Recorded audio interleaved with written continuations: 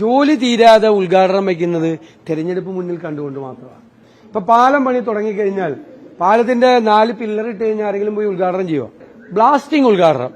ലോക ചരിത്രത്തിൽ ആദ്യമായിട്ടാണ് തെരഞ്ഞെടുക്കപ്പെട്ട ഒരു ഭരണാധികാരി പാറ പൊട്ടിക്കൽ ഉദ്ഘാടനം ചെയ്യുന്നത്. നിങ്ങളെല്ലാം നോക്കിക്കോ, ചരിത്രത്തിൽ എവിടെയെങ്കിലും ഉണ്ടെങ്കിൽ ഞാൻ ഈ പ്രസ്താവന പിൻവലിക്കാം. ഒരു റോഡ് വെച്ചാൽ 100 മീറ്ററിന്റെ റോഡിന്റെ പണി കഴിയുമ്പോഴേക്കും അവിടെ പോയി ഉദ്ഘാടനം, അടുത്ത 100 മീറ്ററിന് വേറെ ഉദ്ഘാടനം. ഇത് എന്താണ്? ആളുകളുടെ മുന്നിൽ ദയവ് ചെയ്ത് ഈ തെരഞ്ഞെടുക്കപ്പെട്ട ആളുകൾ പരിഹാസ കഥാപാത്രങ്ങളാകരുത്. പരിഹാസ കഥാപാത്രങ്ങളാവുകയാണ്. മുഖ്യമന്ത്രി 3 ഉദ്ഘാടനമാണ് മറ്റേത് നടത്തിയത്. തുരങ്കപാത, ഒന്ന് സർവേ ഉദ്ഘാടനം, ഒന്ന് നിർമ്മാണ ഉദ്ഘാടനം, അത് കുഴപ്പമില്ല. രണ്ടാമത് ബ്ലാസ്റ്റിംഗ് ഉദ്ഘാടനം.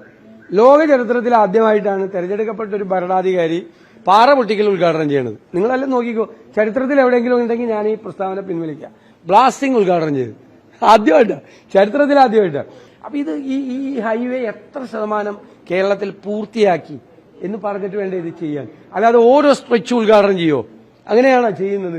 നാഷണൽ ഹൈവേ അത് ആളുകളെ പരിഹസിക്കുന്നതിന് തുല്യമാണ്. തെരഞ്ഞെടുപ്പിന് മുമ്പുള്ള വെറും പ്രചരണങ്ങളാണ്.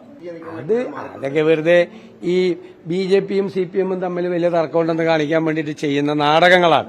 ആ നാടകങ്ങൾക്ക് അപ്പുറം ഒന്നുമില്ല. ഉദ്ഘാടനം ചെയ്യാറായിട്ടില്ല. ഉദ്ഘാടനം ചെയ്യേണ്ടത് പണി പൂർത്തിയാക്കിയിട്ടാണ് ഉദ്ഘാടനം ചെയ്യേണ്ടത്, അല്ലാതെ അല്ല ഉദ്ഘാടനം ചെയ്യുന്നത്. അല്ലെങ്കിൽ സാധാരണ നിർമ്മാണ ഉദ്ഘാടനം ചെയ്യാൻ നടന്നാണല്ലോ. ഞാൻ യാത്ര ചെയ്യുന്നതല്ലേ ഹൈവേ കൂടി, വളരെ കുറച്ച് സ്ഥലത്ത് മാത്രമേ പണി പൂർത്തിയായിട്ടുള്ളൂ. വളരെ കുറച്ച് സ്ഥലത്ത്, ബാക്കിയുള്ള ഒരുപാട് സ്ഥലങ്ങളിൽ പണി പൂർത്തിയാകാനുണ്ട്. ഭൂരിഭാഗം സ്ഥലങ്ങളിൽ പണി പൂർത്തിയാക്കിയിട്ടില്ല. അപ്പൊ ഇതെങ്ങനെ ഉദ്ഘാടനം നടത്തുന്നത്? ഇതെന്ത് പരിപാടിയത്? ഒരു കെട്ടിടം നിർമ്മിച്ച തറ കെട്ടിക്കഴിഞ്ഞാൽ അപ്പൊ അതിന്റെ ഉദ്ഘാടനം നടത്താൻ പറ്റുമോ?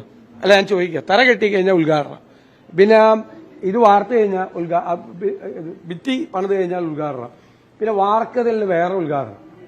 ഇതൊക്കെ ചെയ്യാൻ പറ്റുമോ? ഇതൊക്കെ ആളുകളെ കളിയാക്കുകയാണ്.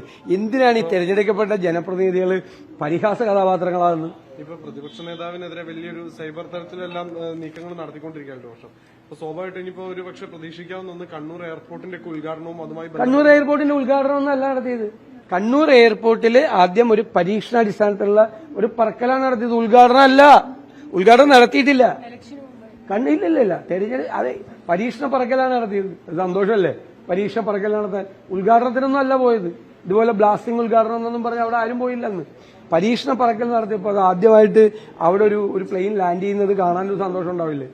ആദ്യമായിട്ട് അത്ര ഒരു ഉദ്ഘാടനം നടത്തിയില്ല.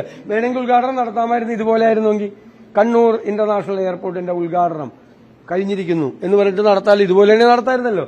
നടത്തിയില്ലല്ലോ ഉദ്ഘാടനം. ഈ ഉപരിതല ഗതാഗത മന്ത്രി ഉണ്ടായിരുന്നില്ലല്ലോ ഈ പരിപാടിക്ക്. അദ്ദേഹം ഇല്ലല്ലോ, അദ്ദേഹത്തിന് കണ്ടില്ലല്ലോ ഈ പരിപാടിക്ക്.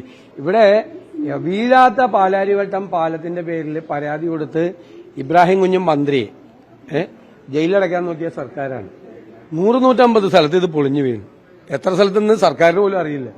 ഒരു പരാതിയും സംസ്ഥാന സർക്കാർ കേന്ദ്ര ഗവൺമെന്റിനെ കൊടുത്തിട്ടില്ലോ ഹൈവേയെ കുറിച്ചോ പരാതി കൊടുത്തിട്ടില്ല. ഒരു പരാതി. ഈ പൊളിഞ്ഞു വീണ് കഴിഞ്ഞിട്ട് നിതിൻ ഗഡ്കരിയെ കാണാൻ പോയപ്പോ ആമാടപ്പെട്ടിയായിട്ടാണ് പോയത്.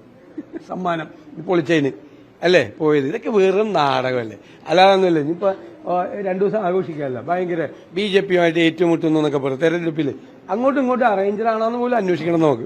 തെരഞ്ഞെടുപ്പിന്റെ ഒരു ഘട്ടം കൂടിയാണ്. ഇപ്പൊ വീണ്ടും തുടർച്ചയായിട്ടുള്ള മീറ്റിംഗുകളൊക്കെ നടക്കുകയാണ്. ഇന്നിപ്പോ സ്ക്രീനിംഗ് കമ്മിറ്റി, അത് കഴിഞ്ഞിട്ട് കേന്ദ്ര തെരഞ്ഞെടുപ്പ് എവിടം വരെ എത്തി? അല്ല, നടപടിക്രമമല്ലേ? ഞാൻ പറഞ്ഞല്ലോ, നടപടിക്രമമാണ്.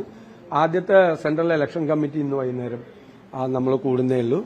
ഞങ്ങൾ പറഞ്ഞല്ലോ, ഏത് ഘട്ടത്തിലും എപ്പോ വേണമെങ്കിലും സ്ഥാനാർത്ഥികളെ പ്രഖ്യാപിക്കാൻ നമ്മൾ സജ്ജരാണ്. എപ്പോ വേണമെങ്കിലും പ്രഖ്യാപിക്കാം. അപ്പോ 8-ാം തീയതി CPM പ്രഖ്യാപിക്കുന്നുണ്ട്. അവർ പ്രഖ്യാപിച്ചില്ലല്ലോ. കാരണം തെരഞ്ഞെടുപ്പിലെ ഒരു അനിശ്ചിതത്വമുണ്ട്. ഞാൻ അവരെ കുറ്റപ്പെടുത്തി പറഞ്ഞല്ലോ. തെരഞ്ഞെടുപ്പിലെ ഒരു അനിശ്ചിതത്വമുണ്ട്. എപ്പോഴാണ് തെരഞ്ഞെടുപ്പെന്ന് അറിയാതെ എങ്ങനെയാണ് ഇത് പ്രഖ്യാപിക്കുന്നത്? പ്രഖ്യാപിച്ചാൽ അതിന്റെ ബുദ്ധിമുട്ടുകൾ എനിക്ക് അറിയാലോ. മറ്റ് സാമ്പത്തിക ബുദ്ധിമുട്ടുകളും പ്രയാസങ്ങളും എത്ര ദിവസം എന്ന് വെച്ച് ആളുകൾ ഈ കൊടുമയിൽ നിന്ന് വർക്ക് ചെയ്യും, പ്രവർത്തകർ ഉൾപ്പെടെ. സ്ഥാനാർത്ഥിയുടെ മാത്രം കാര്യമല്ലല്ലോ. അപ്പൊ എല്ലാം തയ്യാറാക്കി വെക്കുക, ഉചിതമായ സമയത്ത് പ്രഖ്യാപിക്കുക. അല്ലല്ല അതങ്ങനെ ഒരു പ്രൊസീജിയർ അല്ലേ? സ്ക്രീനിംഗ് കമ്മിറ്റിയിൽ ഇതെല്ലാം ചർച്ച ചെയ്ത് നേതാക്കൾ ആദ്യം ചർച്ച ചെയ്യുക, സ്ക്രീനിംഗ് കമ്മിറ്റിയിൽ അത് കൊടുക്കുക, സ്ക്രീനിംഗ് കമ്മിറ്റി ഡോക്കറ്റായിട്ട് ഇത് സെൻട്രൽ ഇലക്ഷൻ കമ്മിറ്റി കൊടുക്കുക, സെൻട്രൽ ഇലക്ഷൻ കമ്മിറ്റി അത് അംഗീകരിക്കുക. അപ്പൊ അത് 1-2 ഘട്ടമായിട്ടല്ലേ നടക്കുള്ളൂ. ഇപ്പൊ ആദ്യത്തെ ഘട്ടമാണ് ഫസ്റ്റ് CEC നടക്കാൻ പോകുന്നത്. തീർന്നില്ലെങ്കിൽ മറ്റന്നാൾ വീണ്ടും